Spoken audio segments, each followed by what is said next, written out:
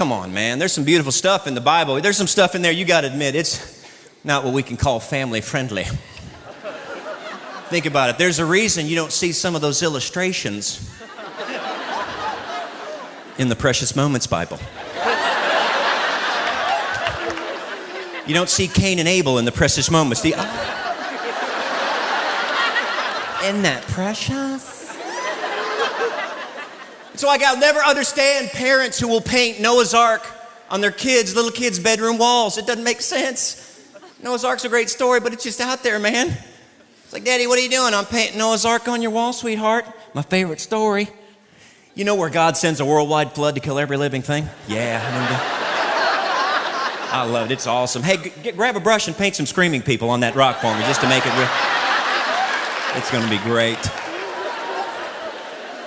Look in the baby's room. I painted the stoning of Stephen. You're going to love that. Those birds, no, those are locusts coming to kill you. That's what they are. I heard about these two guys. They argued for years over whether Jesus was white or whether he was black. Archie was sure he was white, and Jack was just as sure he was black. As fate would have it, they both died on the same day. They rushed to the pearly gates, said, St. Peter, please tell us, is Jesus white or black? We've been arguing our whole life over this. About that time, Jesus walked up and said, Buenos dias.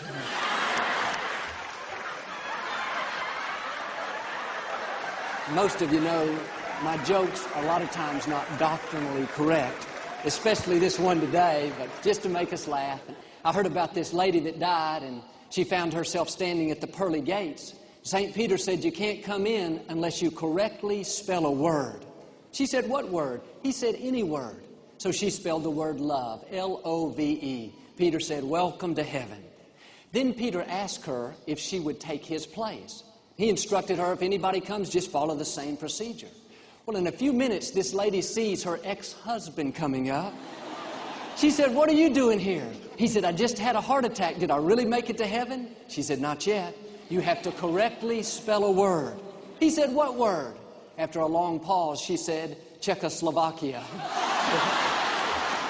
And I was raised Baptist, so I was in church all day on Sunday. I wanted to be a Catholic so bad when I was growing up. I used to envy Catholics, because Catholics, they got in and out. 1 hour means 1 hour to a Catholic. I've seen Catholics riot after 1 hour. Hey, hey!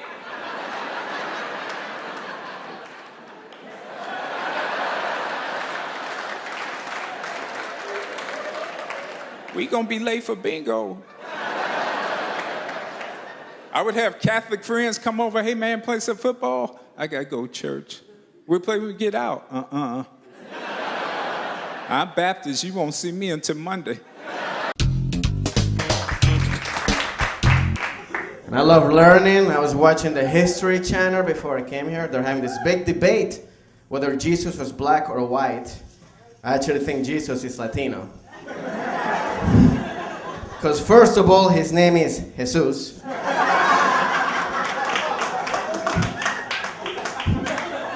His dad was a carpenter. And his mom got pregnant by not doing anything. That's Latina, I'm sorry. The Lord said, my burden is easy and my yoke is light. Unless you're single.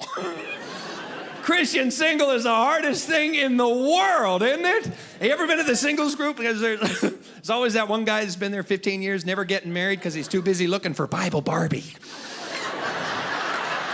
Hey, yuck it up, ladies. You're too busy looking for missionary Ken.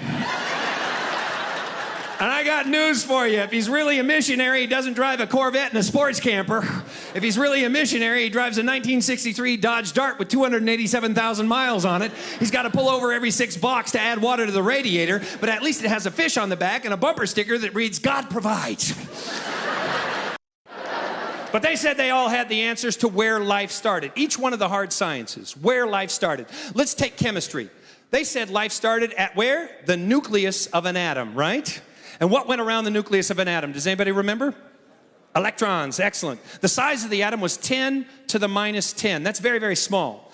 But I used to ask my teacher, you know, where does that come from? Where does that come from? And they'd say, well, and they'd start explaining. And I found out if you go to 10 to the minus 33, the atom becomes so small, it implodes upon itself, becomes a black hole, ceases to exist. They got something from nothing, but they couldn't answer that. So then I went out to the physicist, and the physicist says life starts at a single point. They called it singularity, and they said with a big bang, the universe exploded out. Now, we do know the universe is continuing to expand, and we do know that it is slowing down as it expands. But I've talked to some of the top physicists from Caltech in Los Angeles. They said there's one thing we don't know. We don't know what happened the first 3 minutes. No joke, 3 minutes. We know 3 minutes to now, it all makes sense. But we have no idea what happened the first 3 minutes. So then I went over to the biologist, and the biologist said life started at a single cell. Single cell. And after 2 billion years, 2 billion, it evolved into a 2-cell structure. But what the biologist couldn't answer was called the Cambrian population explosion, where in just 5 million years, we went from 2 cells to all 36 body types currently in existence. That was supposed to take another 2 billion years. It only lasted 5 million. But they couldn't answer that. And somehow, we ended up at man. What are they leaving out? Not a Christian here. I mean, that's cool. We're glad you're here. But Christians, they use language sometimes and like code. It's like it doesn't mean what we're saying. We have this phrase, servant's heart. You ever hear that phrase? Servant's heart. I hear that all the time. Tim, you got a servant's heart, dude. You have got a servant's heart. See, I hate it when somebody says I got a servant's heart. It means they want me to start stacking chairs. You know. Servant's heart means you're a pushover and a loser. That's what servant's heart means. Tim, you got a servant's heart. So's your mama. You know what I'm talking about? No. You got a servant. No. Bring it. Bring it. Go time, pal.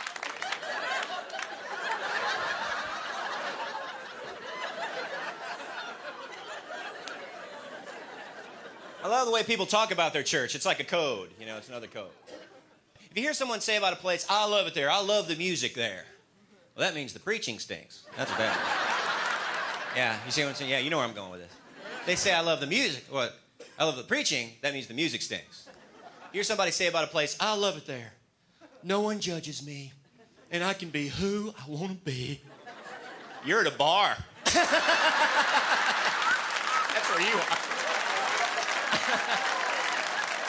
Keeping it real, folks. Keeping it real.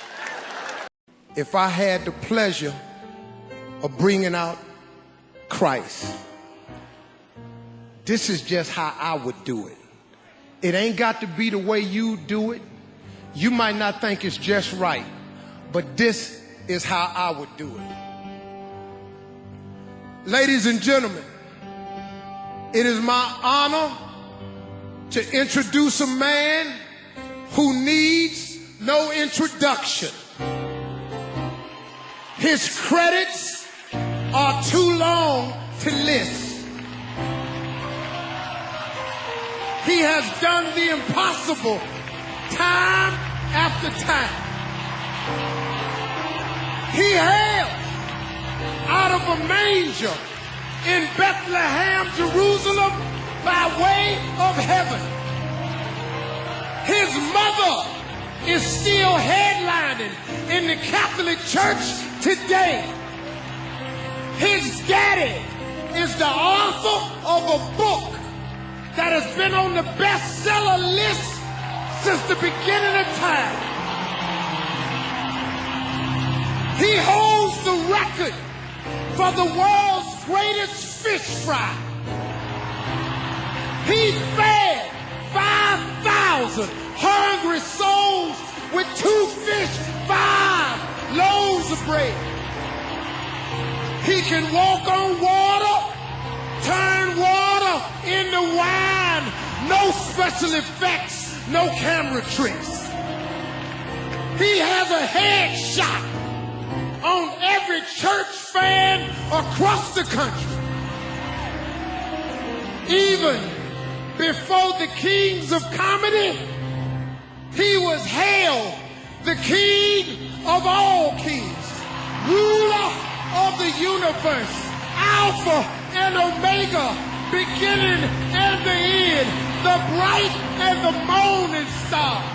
Some say he's the Rose of Sharon, and some say he's the Prince of Peace. Get up on your feet, put your hands together, and show your love for the second coming of the one and only